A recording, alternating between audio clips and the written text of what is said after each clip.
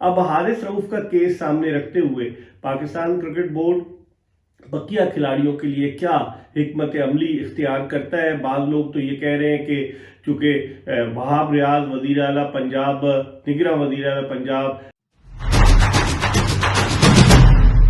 बिस्मिल्लाहिर्रहमानिर्रहीम, अस्सलाम वालेकुम। अपने यूट्यूब चैनल MIB स्पोर्ट्स पर मैं हूं मिर्ज़ा इकबाल बेग।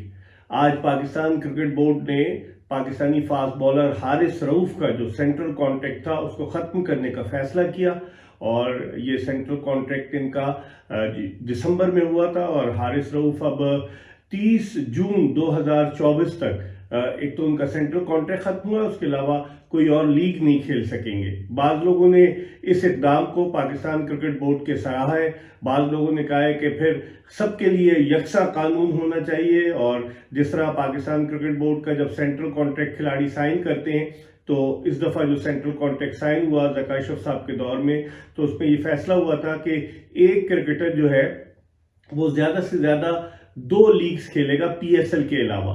तो हारिस रऊफ जब पाकिस्तानी क्रिकेट टीम नवंबर में ऑस्ट्रेलिया के दौरे पर जा रही थी तो उन्हें ऑफर की गई कि वो पाकिस्तान की टेस्ट टीम को ज्वाइन करें, लेकिन उन्होंने कहा कि उनके साथ प्रॉब्लम है, फिटनेस का मसला है, इसलिए वो नहीं जा सके।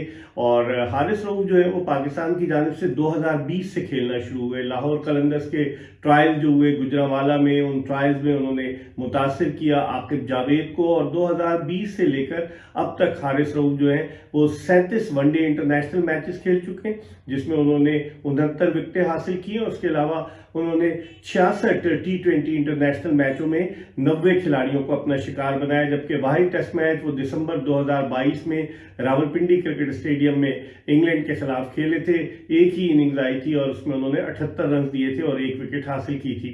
अब हारिस रऊफ का केस सामने रखते हुए पाकिस्तान क्रिकेट बोर्ड बकिया खिलाड़ियों के लिए क्या हिकमत अमली इख्तियार करता है। बाज़ लोग तो ये कह रहे हैं कि चूंकि वहाब रियाज वज़ीर आला पंजाब, निगरां वज़ीर आला पंजाब जनाब मोहसिन नकवी के बड़े नज़दीक हैं, तो शायद वहाब रियाज ने ये राय दी है, क्योंकि उन्होंने हारिस रऊफ ने वहाब रियाज की राय को मानने से इनकार किया था। लेकिन इसमें कॉन्स्पिरेसी थ्योरी है। बहुत से लोगों की राय यह है कि क्योंकि 30 जनवरी को मोहसिन नकवी साहब के आने से पहले ही तलब किया गया था हारिस रऊफ को, पाकिस्तान क्रिकेट बोर्ड की एक कमेटी इन्वेस्टिगेशन कर रही थी और हारिस रऊफ जो PCB के प्रेस रिलीज के मुताबिक एक मुतमईन करने में उन्हें नाकाम रहे, जिसकी वजह से उनके खिलाफ ये इकदाम उठाया गया है। हारिस रऊफ मुख्तलिफ लीग्स भी खेल चुके हैं। अब देखना यह है कि पाकिस्तानी क्रिकेटर आया जो सेंट्रल कॉन्ट्रैक्ट जिन्होंने साइन किया है, आया उसकी शिक के मुताबिक वो सिर्फ 2 ही लीग खेलेंगे या फिर ये कि वो और लीग्स के चक्कर में जाते हैं और पाकिस्तान क्रिकेट बोर्ड उस सूरत में उनके खिलाफ क्या कदम उठाता है। लेकिन हारिस रऊफ का टेस्ट का तो आप देख लें कि इतनी अच्छी कारकर्दगी उनकी नहीं रही थी, लेकिन अब देखते हैं कि चूंकि T20 वर्ल्ड कप भी जून में होने वाला है और यकीनन उन्हें सेलेक्ट तो किया जाएगा। अगर उनका सेंट्रल कॉन्ट्रैक्ट खत्म हो गया तो क्या हुआ, वो इतनी उनमें कैपेबिलिटी है, वो लाहौर कलंदर्स की टीम की नुमाइंदगी करेंगे PSL 9 में। तो अब देखते हैं कि वो किस तरह से परफॉर्मेंस देते हैं, जहनी तौर पर कितने मजबूत होते हैं।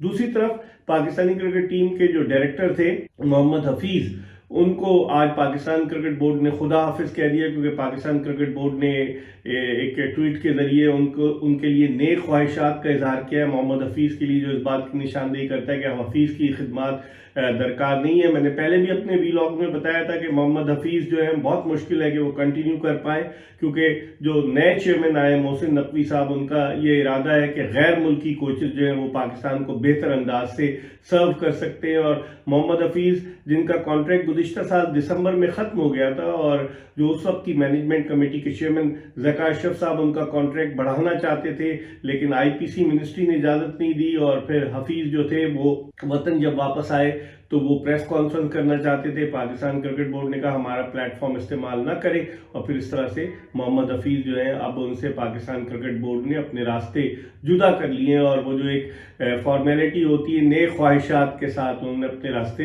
जुदा किए हैं। अब हफीज यकीनी तौर पर देखना ये है कि वो कहाँ नजर आते हैं, किसी टेलीविजन चैनल पर एक्सपर्ट कमेंट्स देते हैं या फिर किसी टीम की, उन्होंने कोचिंग तो की नहीं थी, या फिर किसी टीम के साथ एज अ कोच वो जो है वो उसको ज्वाइन करते हैं। दूसरी तरफ क्रिकेट का मेला PSL 9 की सूरत में सजने के लिए तैयार है। पाकिस्तान क्रिकेट बोर्ड ने उसका PSL 9 का जो एंथम है वो भी रिलीज कर दिया है। माजी में अली जफर गा चुके हैं। अली जफर के अलावा फवाद खान ने भी गाया है और उनके अलावा आतिफ असलम ने भी एंथम गाया है, आसिम ने भी गाया है।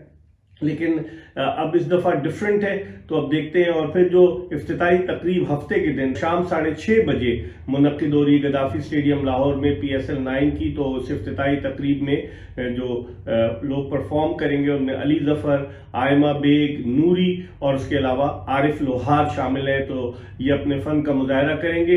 पिछली दफा आपको याद होगा PSL की इफ्तिताही तकरीब मुल्तान क्रिकेट स्टेडियम में हुई थी। इस मरतबा गद्दाफी स्टेडियम लाहौर में हो रही है और लाहौर कलंदर्स की टीम जो है वो मध्य मुकाबिल होगी इस्लामाबाद यूनाइटेड के। टीमों ने अपनी प्रैक्टिस का आगाज कर दिया है और सब लोग इस बात पर हैरान है कि कोयटा ग्लैडिएटर्स का कप्तान कोई पाकिस्तानी नहीं है, रायली रूसो है कोयटा ग्लैडिएटर्स के कप्तान। और वो उन्होंने अभी कभी कप्तानी नहीं की है PSL में, अगरचे वो कोयटा ग्लैडिएटर्स से भी खेले, मुल्तान सुल्तान से भी खेले।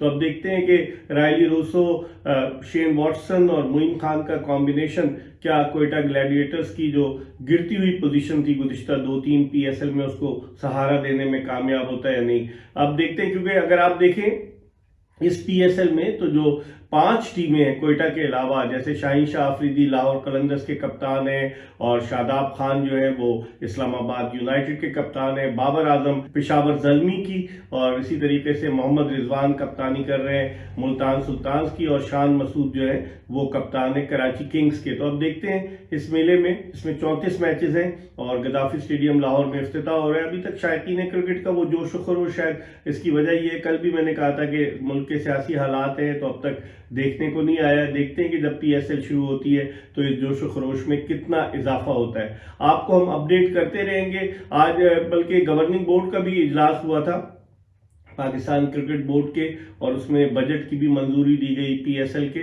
तो अब देखते हैं आइंदा आने वाले दिनों में पाकिस्तान क्रिकेट किस समझाती है, आपको अपडेट करते रहेंगे। देखते रहिए MIB स्पोर्ट्स।